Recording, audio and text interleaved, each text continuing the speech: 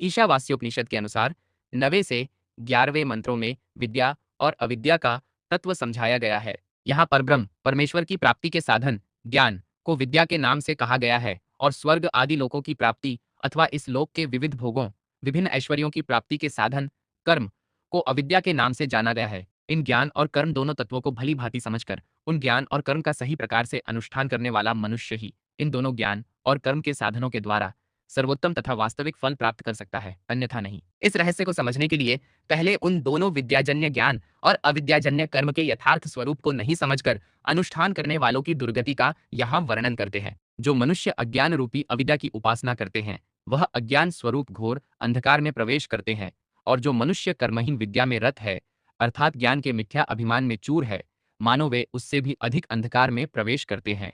उपनिषदों के यथार्थ तात्पर्य को समझकर ज्ञान तथा कर्म का सही प्रकार से अनुष्ठान करने से जो सर्वोत्तम परिणाम होता है वह इस प्रकार है। ज्ञान के यथार्थ अनुष्ठान से दूसरा ही फल बतलाते हैं और कर्मों के यथार्थ अनुष्ठान से दूसरा ही फल बतलाते हैं। इस प्रकार हमने ज्ञानी पुरुषों के गंभीर वचन सुने हैं जिन्होंने हमें उस विषय को व्याख्या करके भली भांति समझाया था।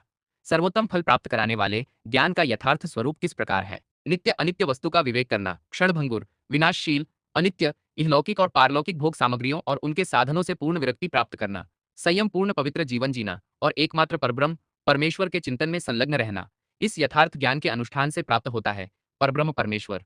यथार्थ ज्ञान का यह सर्वोत्तम फल ज्ञानाभिमान में रत स्वेच्छाधारी मनुष्यों को जो दुर्गति रूप फल मिलता है उससे सर्वदा भिन्न और विलक्षण है। इसी प्रकार सर्वोत्तम फल प्राप्त करने वाले कर्म का स्वरूप इस प्रकार है। कर्म में कर्तापन के अभिमान का अभाव, राग द्वेष और फल कामना का अभाव और अपने वर्ण आश्रम तथा स्थिति के अनुसार कर्तव्य कर्म का पालन, केवल भागवत सेवा या लोक सेवा के भाव से श्रद्धा पूर्वक शास्त्र विहित कर्मों का यथायोग्य सेवन। इन कर्तव्य कर्मों के अनुष्ठान से मनुष्यों के समस्त दुर्गुण और दुराचारों का नाश हो जाता है और हर्ष शोक आदि समस्त विकारों से रहित होकर जन्म मृत्यु चक्र से मुक्त होकर इस संसार सागर से हमेशा के लिए मुक्त हो जाता है। सकाम भाव से किए जाने वाले कर्मों का जो पुनर्जन्म रूप फल उन कर्ताओं को मिलता है उससे इस यथार्थ कर्म के सेवन का यह फल सर्वथा भिन्न और विलक्षण है।